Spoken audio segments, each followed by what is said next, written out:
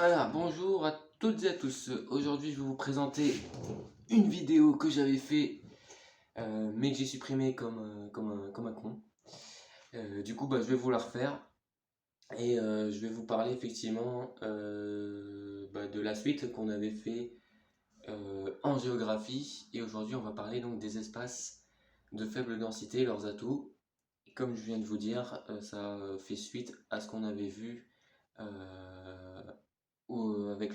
avec l'ancienne vidéo sur la répartition du territoire français. Alors en résumé déjà, c'est qu'en France, il faut savoir que la densité moyenne de la population est de 118 habitants par kilomètre carré. Et donc on va considérer qu'un espace de faible densité sera inférieur à 30 habitants par kilomètre carré. Donc il faut savoir que, je vous rappelle, dans les régions françaises, les espaces sont très variés.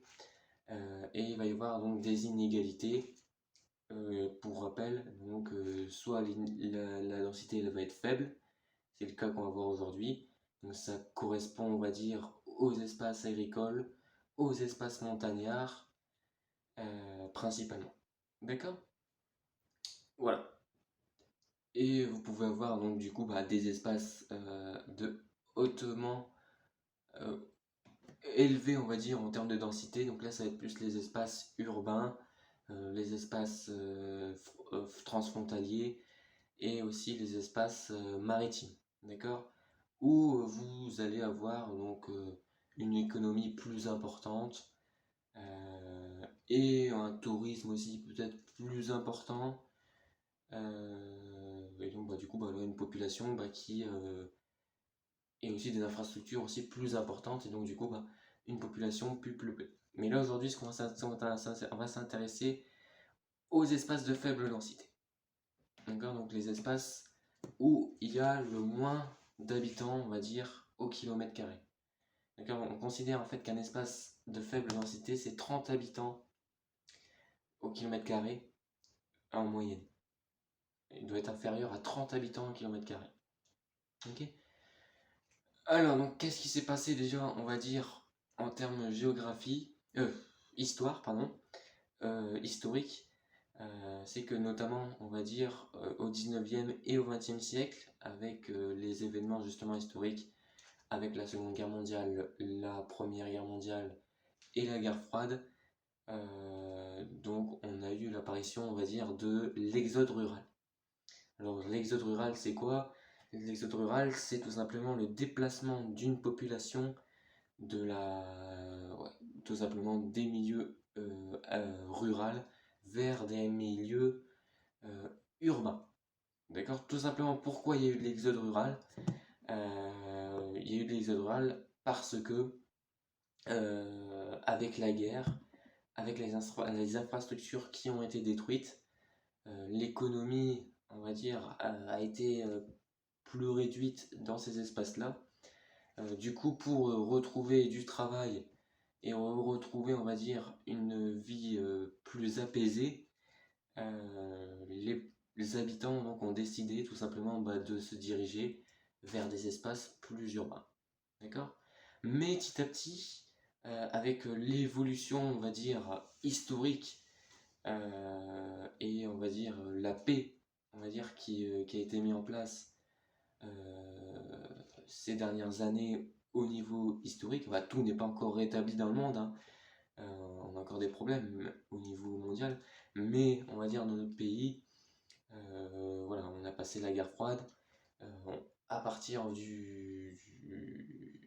presque, on va dire, la fin, on va dire, du XXe siècle, petit à petit, on a commencé effectivement à avoir de la stabilité, on va dire, euh, au niveau de la répartition de la population. D'accord? Et donc là, on a eu petit à petit, et notamment de plus en plus aujourd'hui, le cas contraire qui se passe, c'est-à-dire que on a ce qu'on appelle des néo-ruraux. Donc là, c'est le contraire de l'exode rural, c'est-à-dire que ce sont des gens, des personnes qui habitent en ville et qui veulent s'installer à la campagne pour avoir par exemple plus de tranquillité ou tout simplement parce qu'ils aiment bien les animaux ou la nature. Donc, voilà, ces espaces, on va dire, ont été plus ou moins stables en fonction des périodes historiques. Ok? Donc ça, c'est les premières choses qu'il faut retenir. Alors, donc, il faut savoir que les espaces de faible densité sont caractérisés donc par une grande variété. D'accord? Il y a une grande variété d'espaces de densité. Donc, je vous rappelle, il y a les massifs montagneux. Hein, donc, ça concerne le Jura, les Vosges, les Pyrénées, le Massif central. Voilà. Donc, c'est des espaces où il peut y avoir effectivement des contraintes en termes de peuplement, tout simplement parce que c'est des espaces où il y a du relief et c'est enneigé, notamment l'hiver. D'accord? Et il y a aussi de l'altitude et des fois en termes de mobilité, c'est pas toujours évident non plus pour se déplacer et même aussi pour construire de nouvelles infrastructures, étant donné qu'on est dans des massifs souvent assez montagneux et qu'on est en relief, pour éviter justement les catastrophes naturelles. Bon, ça n'empêche pas qu'il n'y en ait pas aujourd'hui, mais justement pour essayer de limiter, on va dire, les problèmes naturels, et ben, au niveau infrastructure, on est aussi un petit peu embêté là-dessus. Donc ça peut expliquer aussi le fait qu'il y ait une population moins importante dans ces espaces-là. Mais c'est aussi peut-être voilà, lié à la mobilité géographique, voilà, des déplacements plus longs qu'en ville, ou plus longs que voilà, dans les espaces urbains. Ok? Donc on a ça, les massifs montagneux, on a les grandes plaines agricoles comme la Bosse. La Bosse, c'est tout simplement, on va dire, une région agricole dans le centre de la France. Ça se retrouve ça dans le centre de la France. Et ça va être une région où il va y avoir beaucoup d'agriculture et de producteurs, on va dire, de céréales, tout simplement. Ok? Donc, il faut savoir que l'agriculture est très diversifiée dans notre pays, hein. On va avoir des espaces d'élevage intensif, d'élevage extensif. On va y avoir de la production plutôt de grandes cultures, de fruits et légumes. Tout ça, tout dépend aussi, effectivement, tout ça, tout va dépendre des régions. D'accord? Je sais par exemple que dans le sud de la France, on va produire plus des fruits et légumes. Et dans notre région, dans le nord de la France, dans les régions du nord de la France, on va cultiver, on va plus cultiver les terres. D'accord? Tout simplement parce que le sol, le climat, en fonction du sol, du climat et du relief, la production va être variée, plus ou moins importante. Mais je referai une vidéo justement euh, pour vous expliquer un peu plus dans les détails euh, comment ça se passe au niveau de l'agriculture. D'ailleurs, j'ai fait des études d'ailleurs en agriculture dans le passé, et donc j'ai pas mal de connaissances et on va pouvoir rentrer un petit peu plus dans pas mal de détails à ce niveau-là. Je pense qu'on va pouvoir faire une très bonne vidéo sur les espaces agricoles. N'inquiétez pas là-dessus. D'accord? Donc les plaines agricoles sont très aussi variées. On va avoir aussi dans les espaces de faible densité des zones périurbaines qui vont se retrouver en périphérie lointaine des villes. Donc vous pouvez avoir en gros ouais, des petites zones, on va dire, où il y a quelques villes euh, entourées tout simplement de villages et d'espaces, on va dire, plus agricoles. D'accord? Et séparés par de grandes départementales. Ça peut être le cas par exemple dans l'Aisne, dans le département de l'Aisne. Vous pouvez retrouver la ville de Laon, donc qui est une ville, on va dire, assez médiévale. Enfin médiévale. Après moi j'y suis juste passé comme ça, mais c'est une ville, on va dire, ouais, plus ou moins médiévale, assez en hauteur. Et le reste, tout ce qui est autour, est purement agricole. Ça peut être un exemple comme ça. Et donc et des aires de faible densité à vocation touristique. D'accord? Donc il faut savoir quand même que justement, Donc voilà, comme ils disent, des Ardennes aux Pyrénées, on retrouve donc, on s'éloigne, on va dire, des espaces littoraux et des frontières, et on a donc des espaces purement agricoles. Donc il faut savoir quand même que ces espaces de faible densité sont assez dynamiques. Pourquoi? Parce que déjà, l'agriculture joue un rôle important, hein. Donc on est assez très productif dans les échanges économiques. D'accord? Je crois que la France fait partie des 5 premiers exportateurs au niveau européen et même au niveau international, et même aussi des 10 premiers au niveau des importations mondiales. Donc déjà, il y a ce premier point-là qui est important. On met en avant aussi la qualité aussi des produits agricoles en mettant en place par exemple l'AOP, hein, donc on appelle ça l'appellation d'origine protégée, pour valoriser justement la production et la mettre en avant sur nos territoires. D'accord? On a aussi effectivement ce qu'on appelle les produits du terroir, où les agriculteurs peuvent faire de la vente directe en vendant leur production directement sur leurs exploitations agricoles. D'accord?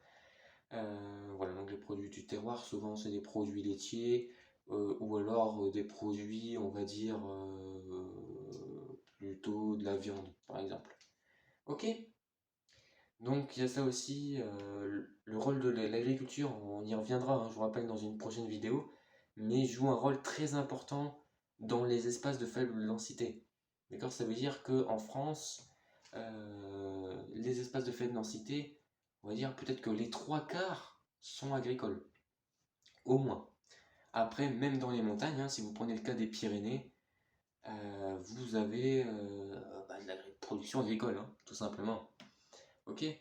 Mais on retrouve aussi effectivement de la déprise, qu'on appelle de la déprise économique, c'est-à-dire des entreprises qui peuvent être industrielles ou même agricoles, euh, qui peuvent avoir effectivement à un moment donné des problèmes, soit économiques, ou ça peut même être aussi des problèmes de personnel, de main-d'œuvre, ou même des problèmes financiers, et donc être, on va dire entre guillemets, abandonné parce que la production ne peut plus exister. Mais des fois, voilà, il y a des entreprises qui arrivent à racheter, on va dire, euh, le coin, l'endroit où était implantée l'entreprise, et à refaire une nouvelle production. D'accord?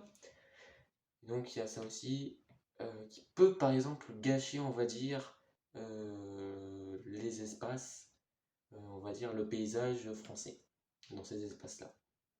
Ok? Mais il faut savoir quand même que dans la dynamique de ces espaces de faible densité, on a des activités assez variées. Quand on prend le cas de l'agriculture, vous avez des exploitants agricoles dans ces espaces de faible densité qui font par exemple de ce qu'on appelle des fermes pédagogiques, qui vont permettre justement aux populations, et souvent ça attire justement une activité touristique, ouais, et aux touristes de venir découvrir comment fonctionne une exploitation agricole et faire goûter effectivement les produits directement à la ferme. D'accord? Donc là, on voit que on est un pays quand même qui valorise ces territoires malgré qu'il y ait une faible densité de population sur ces territoires-là. On a aussi effectivement des activités de sport nautique, hein, comme le ski ou le sport d'hiver, ouais, qui sont surtout très appréciés, on va dire, par les skieurs quand ils vont en vacances en hiver, tout simplement. Donc par exemple dans le Jura ou même dans les Vosges ou dans les Alpes, vous avez beaucoup d'activités de ski, d'accord? Et le tourisme vert aussi qui est beaucoup mis en place, justement. Donc le tourisme vert, en fait, c'est le tourisme dans la nature, tout simplement. Où, par exemple, voilà, les personnes qui aiment bien les animaux ou qui aiment bien justement la nature permettent effectivement de revitaliser, on va dire, les territoires ruraux. On peut retrouver des parcs nationaux et des parcs naturels aussi qui peuvent être pratiqués. D'accord. Donc il faut savoir aussi que ces territoires-là peuvent être très touristiques.